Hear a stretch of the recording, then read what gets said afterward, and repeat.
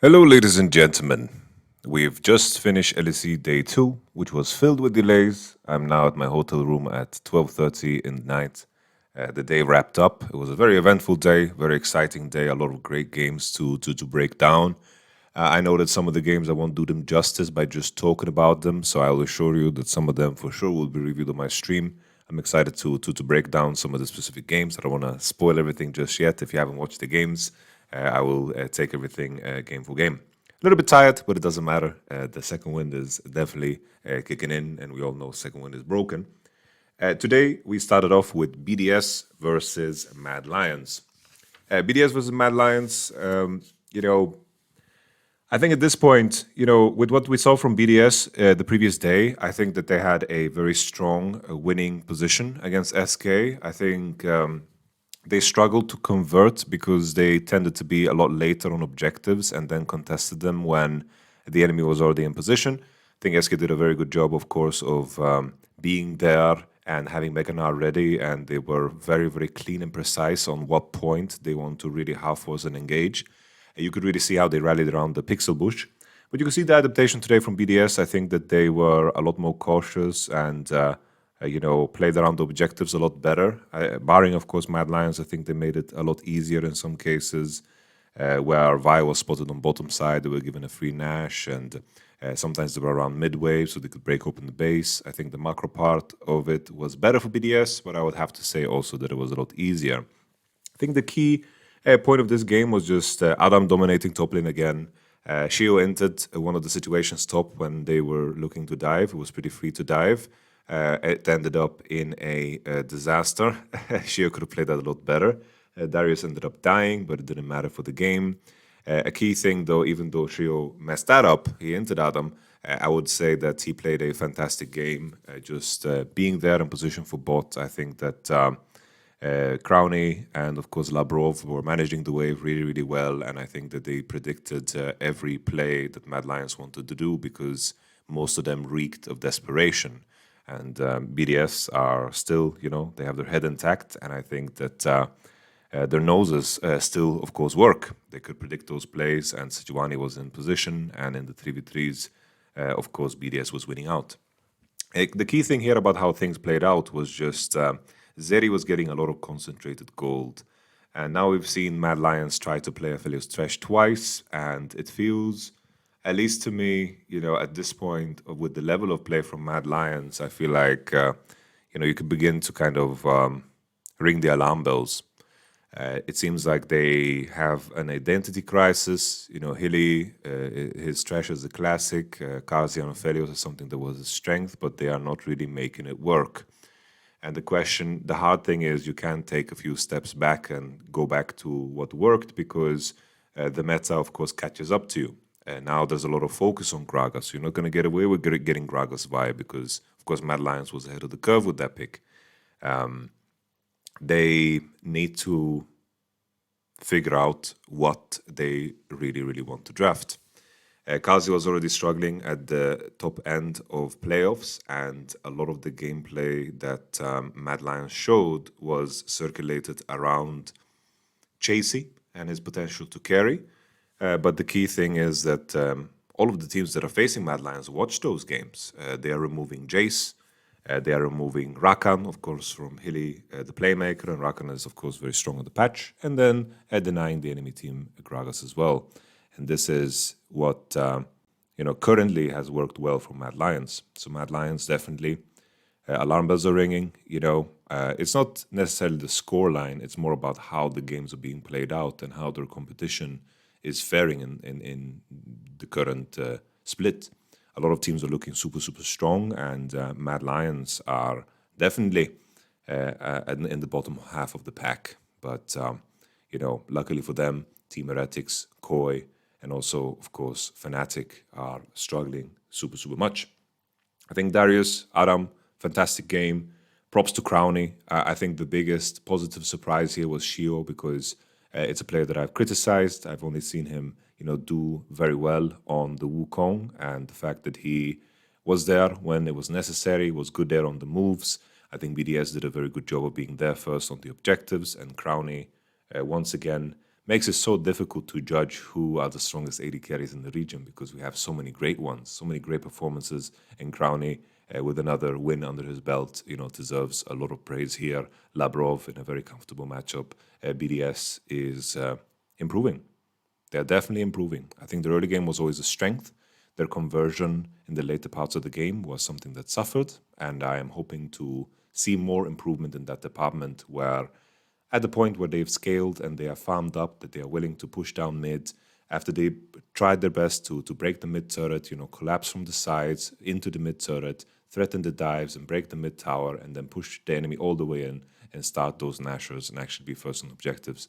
And then BDS is going to look much, much stronger with time. So I'm excited for this roster. Very good look. I think just how they rally around Sejules, around the mid lane is super good to see. I think that was a positive. They seem to have a very good, clear game plan. And I think that they rallied around the right moments and grouped through objectives properly. And that's about it. Something I wanted to highlight too, I like the Niski build on Veigar. Something that I wanted to point out about Veigar is the fact that the only AP items you should ever have is Mythic, Deathcap, and Void Staff. There's some occasions where Banshee and Zonias can be good, but with the way your passive works, you just want those multipliers. If you are buying, for example, Archangel Staff, while Tear is a very good buy for Veigar, just because of just having mana is good as a stat. If you have like Tear and Catalyst, you're such a strong laner because you can stick around and just farm for a very, very long time. You can just keep the Tear and you don't need to upgrade it. The only piece of feedback that I would give there is that you probably want to have CDR shoes over the Sorcerer shoes because you're going to lack ability haste in your build. And ability haste is such a powerful stat once again because even buying it in the early lane phase, if you have Lucidity Boots, Catalyst, and Tear, delaying your Road of Ages is perfectly fine because getting that level up later is all good. A big point about why Road of Ages is so strong is, of course, the Catalyst of Eons, and that item is just such a strong lane item.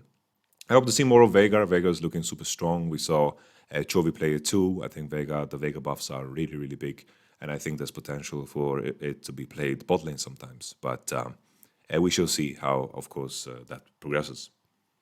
I also like the Victor build, the Leandries and the Deathcap after the Shadow Flame. I think that makes a lot of sense too in such a game. Always be careful about buying Shadow Flame. If you're in a situation where you know the enemy is going to buy MR and you have to transition into Void, it does become worse. Something to highlight about Shadow Flame is that the 20 spell pen is fully active against shielded enemies. So in situations where the enemy have a lot of shields, like in this case, right, there's a Vi, there's a Phelios, there's also a Trash Lantern, then you get full value from Shadow Flame. You begin to explore which items actually are good against shielding and so forth, and which champions can break shield because of overheal and BT and these items being completely ridiculous. There's just Relic-Q, there's Blitzcrank ult, there's Renekton W. Irelia had to use, in the past, had this passive that made her do more damage to shields, but they removed that.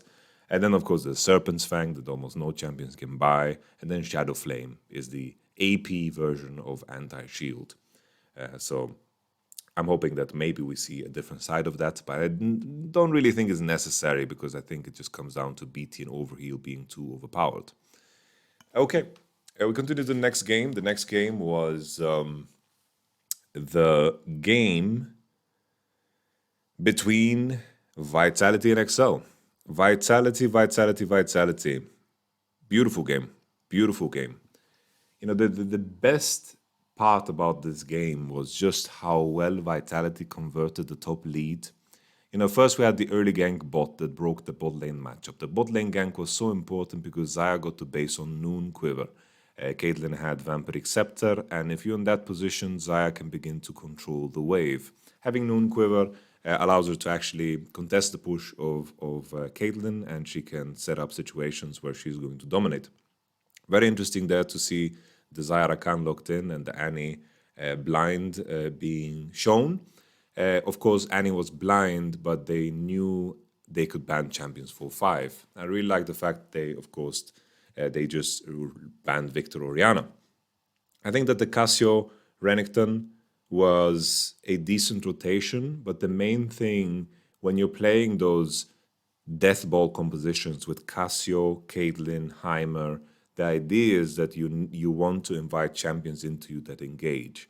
So banning Wukong, banning Lee Sin feels a little bit counterintuitive. Lee Sin Annie I can understand to some degree because it's a combo that can dominate the 2v2 mid. But if you're picking Cassio, you'd rather ban Jace and GP. Jace and GP are very unique champions in the way that they are some of the only champions that really break compositions that want to death ball up. Like Jace EQs against Cassio, against, of course, Caitlyn, and then Heimerdinger. This is what really breaks them apart. But in all honesty, we are only talking strictly theoretically about this game, but what happened in this game was massive. Photon traded 1-for-1 top and did it with the wave crashing into Renekton's side. They both burned Flash, and that can be a really good thing in terms of the isolated matchup. Jace, of course, denied a lot of CS from the Renekton, but Jace burning Flash against a Maokai that has Flash, the key thing there is if Renekton manages to convert his level 6 and a Maokai Flash into a kill on Jace, then that death can be a lot more costly. The way it works, right, is that first you TP back. After that first initial play, Renekton TP back, Jace TPs back. If you're in a situation where you die after you don't have TP, the price of your death is so much heavier. And that's important to consider. But the beauty of that situation was that they saw it coming, Sejuani lane ganked, and they won the 2v2 super hard. After that point, Jace secured himself and Jace dominated the game. And of course, the early Sejuani gank into bottom side was also just, neck-breaking, because beyond that point, Zyra Khan also had complete dominance. I think that in this game, Cassio, if she wants to carry in this game, probably she should look to run cleanse, because I think that's the only way for her to ever die. If you consider the context that the enemy has Sejuani and Rakan and Annie, I think that if both carries have cleanse here, then they will never really be engaged on. And then in the 4-5, if they actually went to ban Jace and then GP, I think that they would have had a much stronger composition. Jace was just the must pick here. I tweeted it out because there was a champion select bug. I was like, please Photon pick Jace. And then, of course, it was picked. I know that Vitality also saw that. So that's super cool. I'm just checking my notes if there's anything that I wrote. I guess the final thing that I wanted to point out is that this type of a look for Vitality is very positive when you think about the future match of Vitality versus G2. Vitality versus G2 is going to be such an interesting game, but something that was highlighted is that in the series against Mad Lions managed to actually gain massive leads topside. But their big issue was that their bot lane, while they were, creating leads in one area, they were bleeding just way harder bot. And that's the beauty of this Vitality roster, is that they are looking so complete. But of course, this is very early on. But I think that Vitality has the firepower to actually put themselves in a position where they exploit this potential weakness that G2 has shown in the top side of the map. So I'm excited to see the developments, and I'm excited for the future matchup, Vitality versus G2. So far, Vitality is looking Giga dominant. And if you want to only look at the games in this split so far, Vitality looks, of course, like the strongest team. But this is only 2 games of a sample size, and I'm talking strictly from the sample size that we have. We continue. We had Fnatic versus SK. The old El Clásico. Xpeke against Ocelot, anyone? Good times, yeah? But those times are gone. And now Fnatic is in the dumpster. And SK is actually doing damn good. I really like this game because I've been a Certus critic. Critic is the wrong word. I guess I didn't have the same of faith and belief as others. But this Talia game was very clean. Very good. I would have to say, that,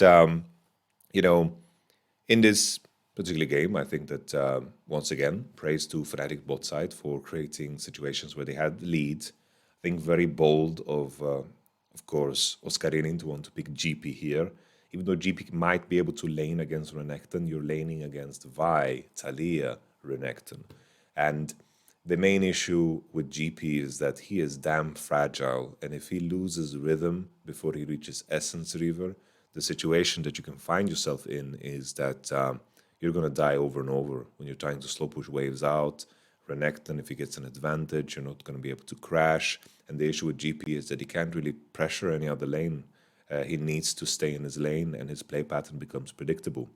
That's why often, GP is rare in LPL and LCK, because every time that champion gets picked and the enemy team has one of the standard blind picks that we see often, what happens is the junglers disrupt him. On the cannon wave, they find ganks, they burn his flash. There's ways to secure against that, of course, but already the fact that GP can't pressure on those waves definitely makes him a harder champion to execute. GP in a lot of cases is a champion that is theoretically very, very powerful due to his ultimate and his kits and how he farms past a certain point. But often in practice, GP is suffocated. And I think that GP is hurt by the fact that games are rather fast. I think GP can be picked in some spots for sure, and it can be game winning, especially when, for example, the bot lane matchups, GP as a champion, his ultimate definitely breaks apart a lot of champions in the game. He's very good against short range comps. He's very good against long range comps. The ultimate in itself is just insanely OP. And the fact that he generates extra gold when he just kills things with the barrel and the parlay. But if you fall behind the way we did here with Oscarinin, it definitely isn't, a good look. I think this game was completely over when the top dive occurred. There was a top dive, and then there was an extension, a lot of misplays. I think this was one of the worst games I've seen from Humanoid. Of course, Fnatic have a lot of issues, but I need to also highlight that Humanoid's individual performance here was very, very bad. They knew about Vi's pathing because she queued over the Drake wall, placed a ward, and then got spotted on a ward bot side at around 250. And then, of course, she has only one move, and that is crossing to top side because Azir has a ward on bot side, and then Vi managed to gank mid. And then Azir fell behind, and then the ganks over and over again on mid made him be just completely useless. The top dive happened, and at the same time, bot lane felt the need to do something, and they completely griefed too. Practically, Fnatic got aced at this moment in time, and the game was over. SK looking crispy. I like what I see from SK, and I think SK and Astralis tomorrow is one of the most exciting matchups. Super, super cool. Next in line was a banger of the ages with the draft on the analyst desk. I have to say, this match, it just deserves such a review. I think the Seju first pick, I predicted on the desk, the Renekton Aurelia 4-5. I think that G2 kind of got lost in the sauce here. What makes G2 great is the fact that behind every play that they make, there's 5 players. And 5 players that are mechanically really, really insane. 2 important details on what I said is that there's full confidence in one another and also great mechanical skill. There's also an ability that they have in order to recognize the enemy macro mistakes, and they are very, very quick to punish, and how they convert Nasher and map pressure into turrets is something that they do the best in the league. In this particular draft, picking Kled on 3, it's just Kled on 3. It's just that the enemy team is showing Sejuani, Leona, Xayah. I think picking Kled on 3 when you're already showing Caitlyn, Heimerdinger, and the enemy kind of show their hand that they're going to play an all-in composition, I feel like there's better ways to maneuver yourself around that. Picking Kled, sure, you can maybe lane into Renek, you can maybe lane into Irelia, but you saw that they felt the need to ban Fiora and Jax 4-5, and these are some of the champions that, of course, topside do a lot very well into Kled, and they wanted to be ready to blind pick Kled top. The enemy team, of course, slammed Renekton and Irelia, and even though Xayah, Irelia, Renekton might be AD heavy, The main thing is that if you don't buy Mercs against this team that has so much CC with the Leona Sejuani, you're going to, you know, not have a good time. You're just not going to have a good time. These are some of the more old school compositions where teams just, you know, made sure that they had champs like Sejuani and Leona, and then the enemy needed to feel like, am I buying Mercs or am I just buying Ninja Tabi? It's a very tough, choice to make.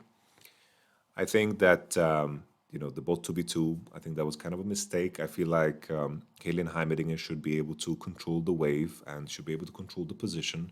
They managed to get a 2v2 kill, very, very good from Kobe. I think that it was a very tough matchup to play, in my opinion, Zaya into Kalen Heimerdinger, regardless of which support you have.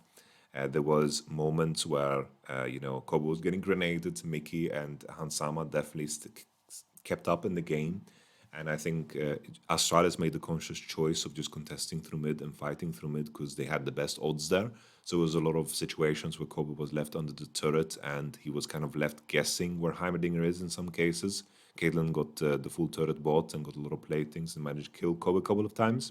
But I have to say that Young-hoon really, really kept up with what Mickey wanted to achieve and what, of course, G2 wanted to achieve, which was a very, very good look.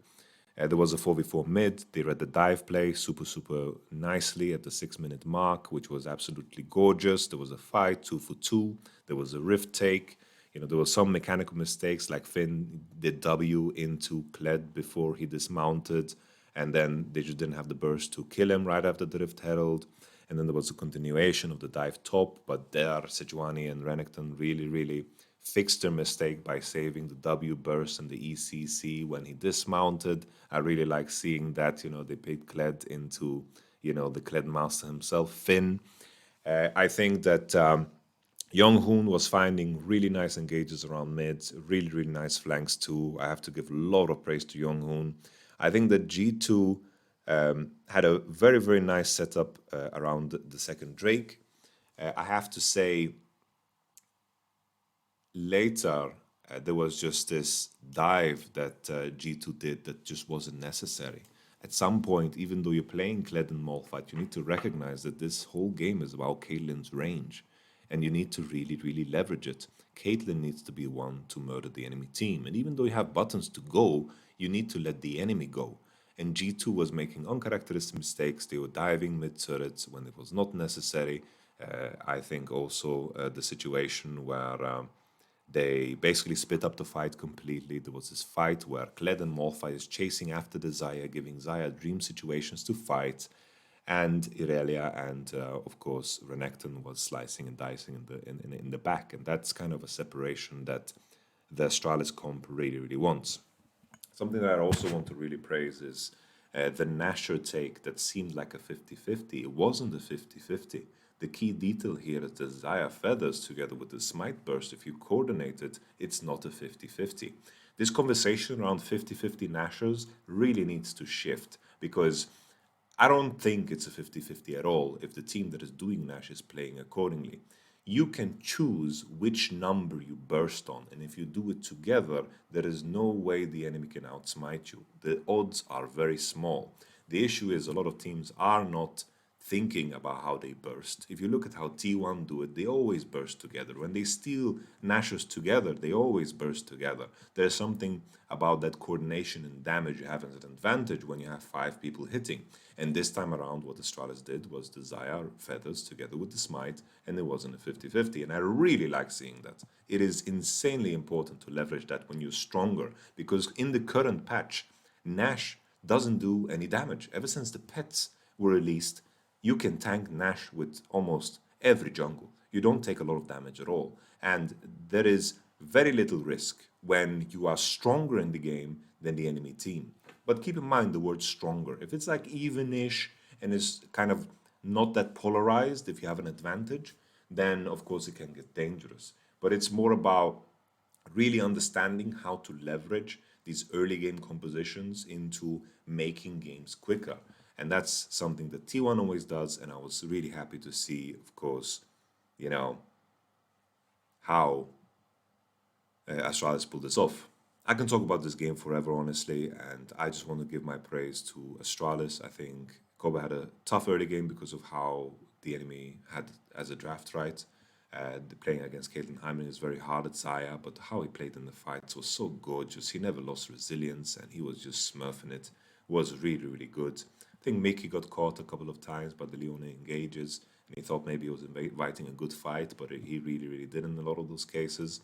I think G2, you know, I think the competition is leveling up. And I think they need to really, really spearhead their draft and find a little bit more cohesion in what they want to do because they can get away with a lot.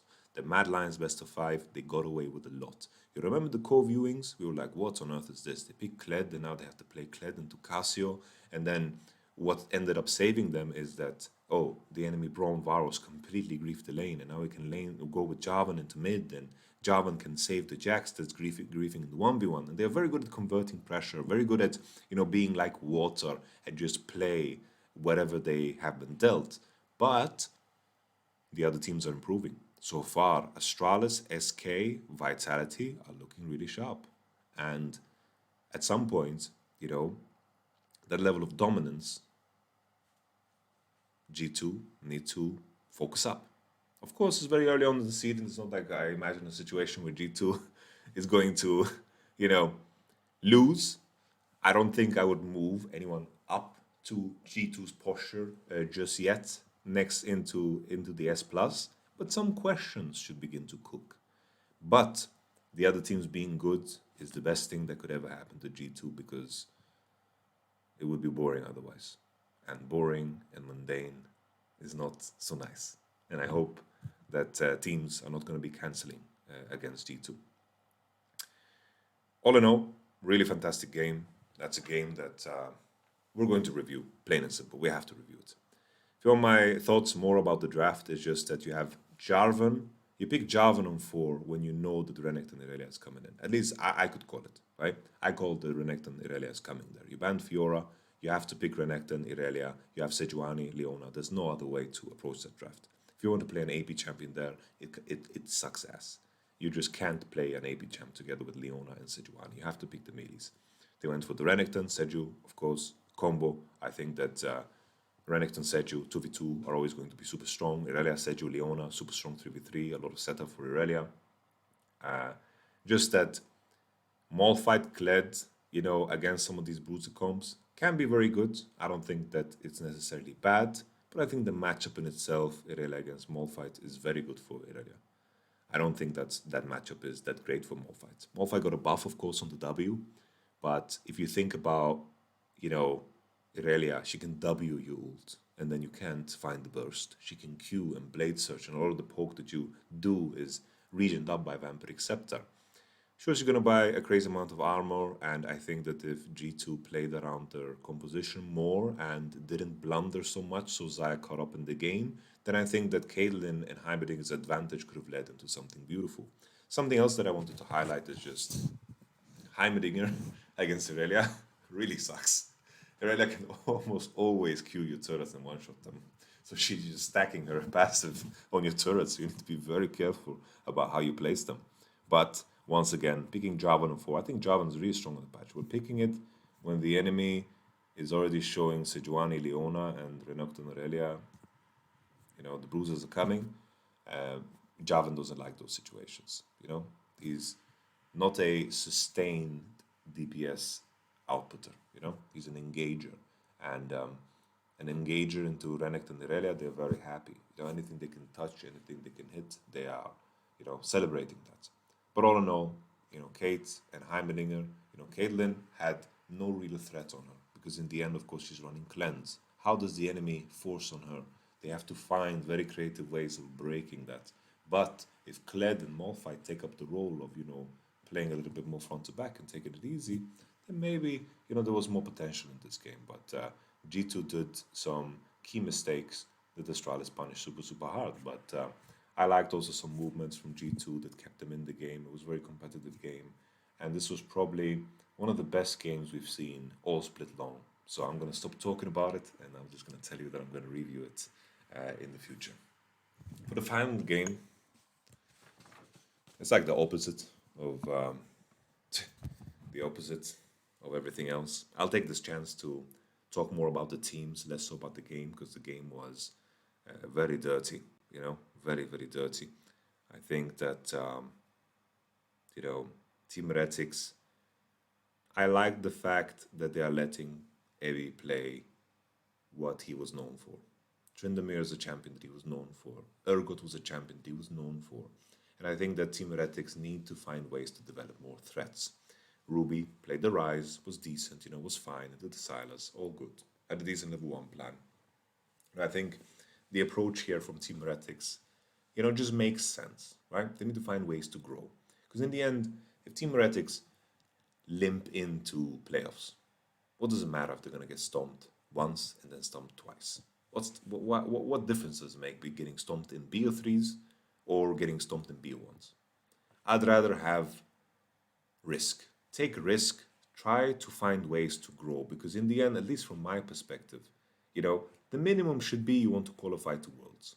And you need to think to yourself, how are we going to catch up to the teams that are above us? We need to level up and begin to take some risks that are going to allow us to gain the necessary experience to grow. Team Heretics had a very basic and safe approach in Spring, which they were allowed to do because of the existence of Kesant and Azir, but these champions have gotten nerfed. And a lot of the teams that have relied on these champions as crutches are now struggling. Look at the mage enjoyers, right? You have Humanoid, the mage enjoyer, Azir, is not looking that great. The games are too fast and the lane phase is not so strong. Larson, another one. Team Heretics, another one, right?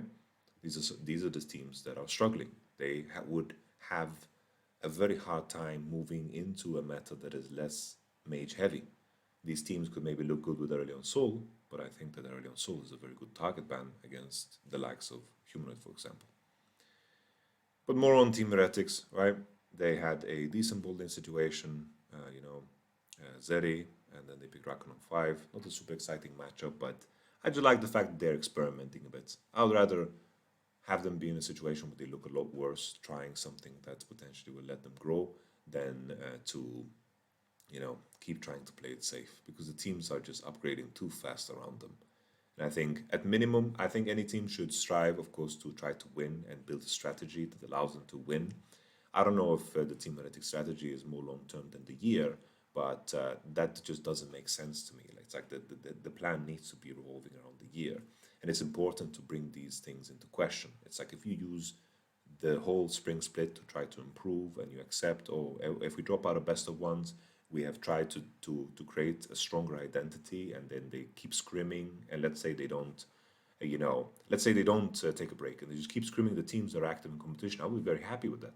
Because in the end, it's like when they get in summer, they need to go deep into the tournament, because I don't think they're going to be able to qualify on champion points, right? So from Team Heretics perspective, they need to find ways to level up coming into summer, and hopefully that is going to grant them wins that grants them more experience. But I think doing it the other way will yield worse results. So I'm happy that Team Heretics tried something different. We had Abby on Gwen, we had the Jace game from Ruby, we had Ruby on Rise, we had Trindamir of Abby. Although some of the mistakes they did are goddamn awful, with how they play around side and how they die.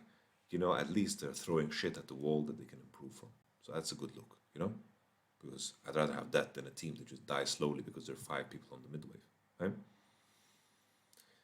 Rogue, Koi, managed to steal this game. I don't think this game is anything to be proud of. I feel like,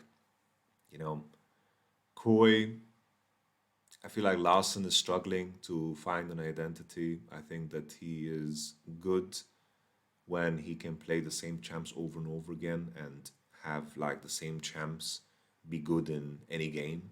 When the mid lane meta is more stale and you can just get away with picking like 3 champs over and over again, I feel like Larson is like the master of that. Especially the mage metas that have been, hard stuck in everyone's brain for so long. I think that's where Larson kind of shows up. Now we don't see any mages, and maybe Larson should just lock Victor every game and just figure it out. Maybe that's the move. His Gragas looked awful.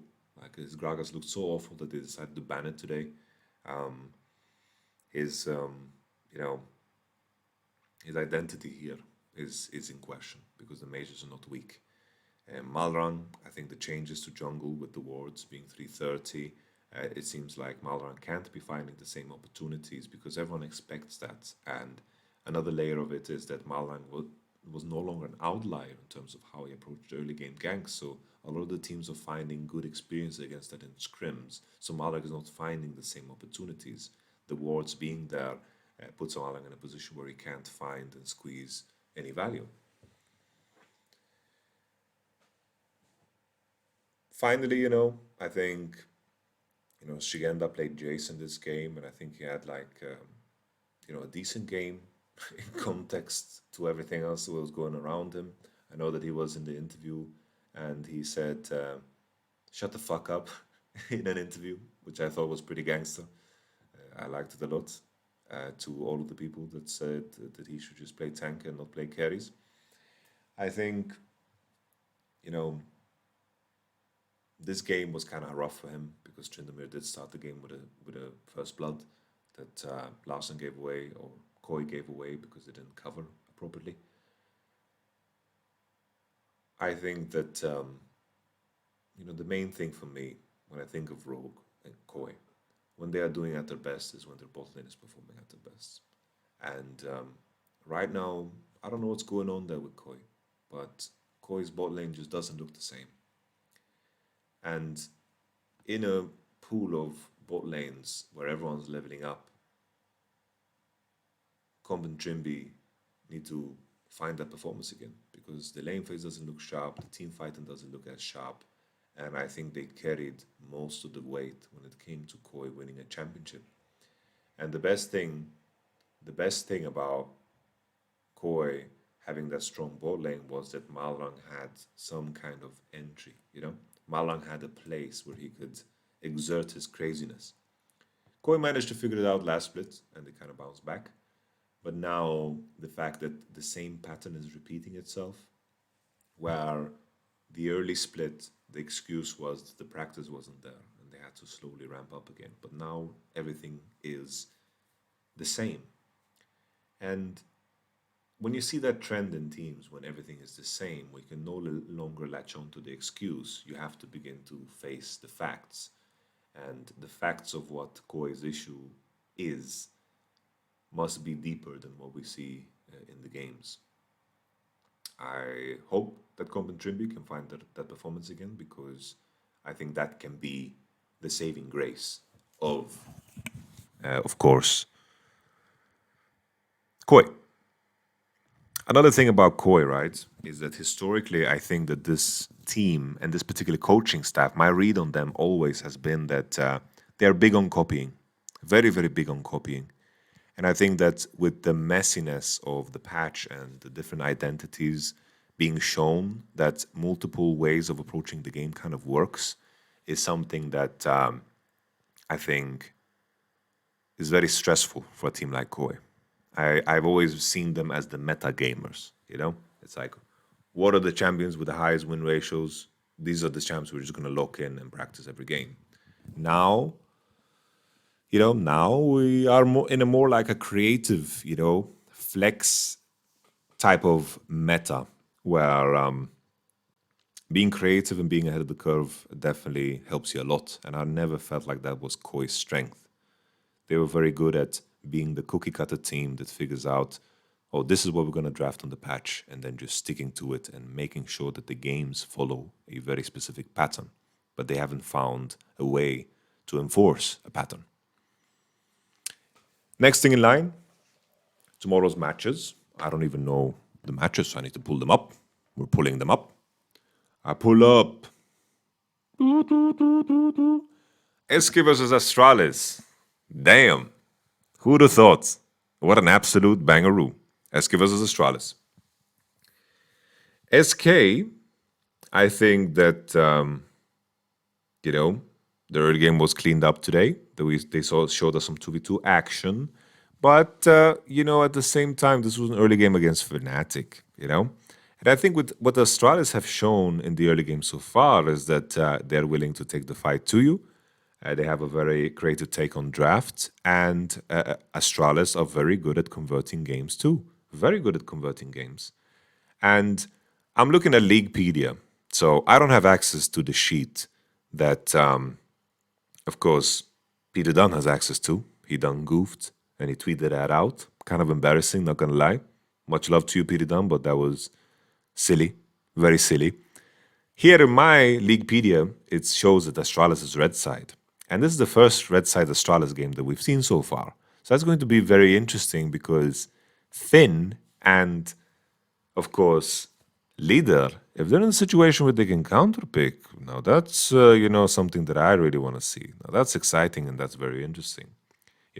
Once they played against the Cledflex, and the other time they played against the Gragasflex. So, of course, they had to pick champions relatively blind. Of course, they had a lot of information, so it's not completely blind, so I'm saying relatively blind. In this moment, I am leaning towards Astralis win with what we've seen so far. I believe that it will be close, and I think that it will come down to draft, right? Of course, that's almost always true. But I think that Astralis has been very strong in the early game, and I think that the meta really, really loves teams that are playing fast and are willing to, be there for when the objectives spawn. And I think that they played a good game against Koi, and an even better game against G2, because G2, of course, put up a very strong fight. But SK have shown a history in their preparation of really recognizing the champions 4-5 that are going to really break the enemy composition. And I think that that element of SK in terms of their preparation can definitely be a very powerful weapon here. So I think this is going to be a very exciting matchup. I think this one can definitely go either way. But my gut is telling me Astralis right now. But I think that the easiest way to predict this one is, of course, after the draft. BDS versus Team Heretics. BDS should destroy Team Heretics. Team Heretics have not shown enough. I feel very bad because Jankos is very sick. Very sick. I see him in the player cam and I feel so bad for him because he's worked so hard to play so well for this team and he still has the drive when he has many reasons to be demotivated. And I really, really, I really, really love that. I think Jankos is an absolute legend and he continues to be a damn legend. He's performing the best in his team, doing super, super well, fights through the illness.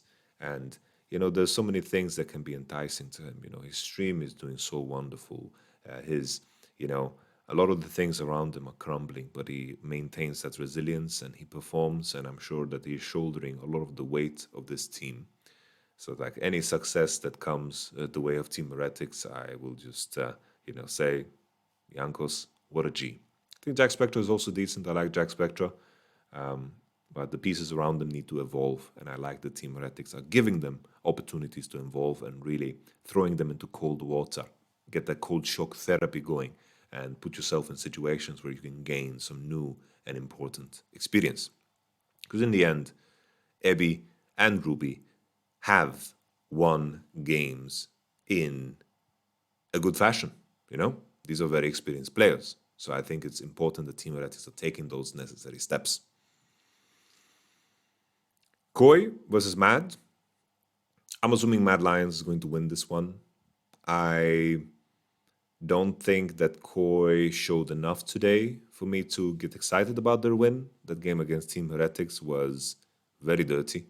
Mad Lions had 2 very bad games, but I think that they've built up enough credit in the YamatoCannon bank for me to still give them a loan, but with great interest that they will have to pay after this game if they manage to lose it, because damn, then I'm off the Mad Lions train, and they really need to take a step back and figure things out. But important game. I think the Mad Lions should be favored. G2 versus XL. XL, even though they were getting stomped by Vitality, they did put up a fight, right? They did put up a fight. They got beaten by a team that looks like one of the best teams, and they got lost fair and square, with the top side situation. But XL, they found some opportunities, right? And I think that's so important to highlight because it means there's life. It means that the heart is beating. It means that there's hope. And that's not something that we saw from Excel. Already 2 games played, and Excel is looking a lot more refreshed. And I think that's very important. I think that Excel, of course, is coming in as the heavy underdog against G2. You don't want to face G2 after they lost. They seem to get really pissed off. They're the type of group that is going to really figure things out and make sure that tomorrow they bring thunder and fury. Or maybe they got beaten down hard enough by Astralis that maybe they're in shock. But I doubt it. They're very experienced and they have a very strong coaching staff. Check out the voice of Yamato with Roma if you want to know more. Finally, Vitality versus Fnatic. Now that is what can I say? Should I just focus on the storylines? Upset versus Fnatic, exciting. Upset versus Reckless, wow. Last time, we had this matchup, Upset versus Reckless. The last time they faced off against each other, we kicked Reckless out of the World Championship contention after him moving to G2. Wow. Crazy, innit? Fnatic. At least the bot lane is doing fine, and Ivan looked a little bit more alive, and Humanoid had a very horrible game today, and Oscarinin is just getting murdered up there, It's like slowly getting to the point where we're going to have like that LEP moment, where his stats are going to be down there, and he's like 2-18-4 in the last 3 games or something crazy. I feel bad for him because, he really got pushed into cold water, So this is a player that I want to be patient with because, not all players are going to, be like a goddamn rocket ship, like, of course, Exakick, for example, right? It's very rare that you have rookies that really, really dominate from the get-go. And Oscarinin, I think, we should be patient with him.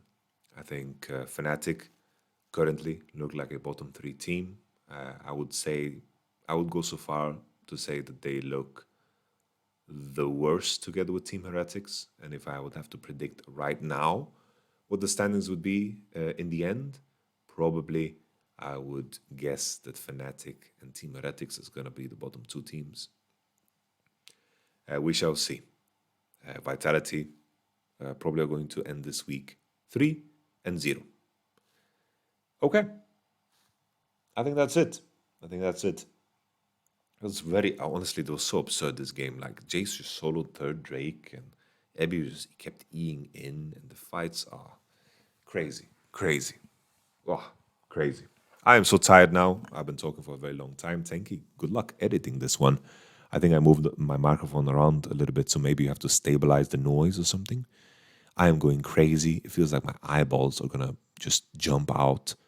My eyes are going to jump out of my eye sockets. I wonder how many people get to the end of the video and they actually listen to the crazy shit that I say. If you sneezed during this video, I wish you BitConnect and a good night. And enjoy. This is the last day that I am on the LEC for this weekend, and next week the co-views are going to come back. We're going to invite the squad. We're going to get Wunder on. We're going to get, of course, Selfmade on. Maybe a little bit Big Jizzer.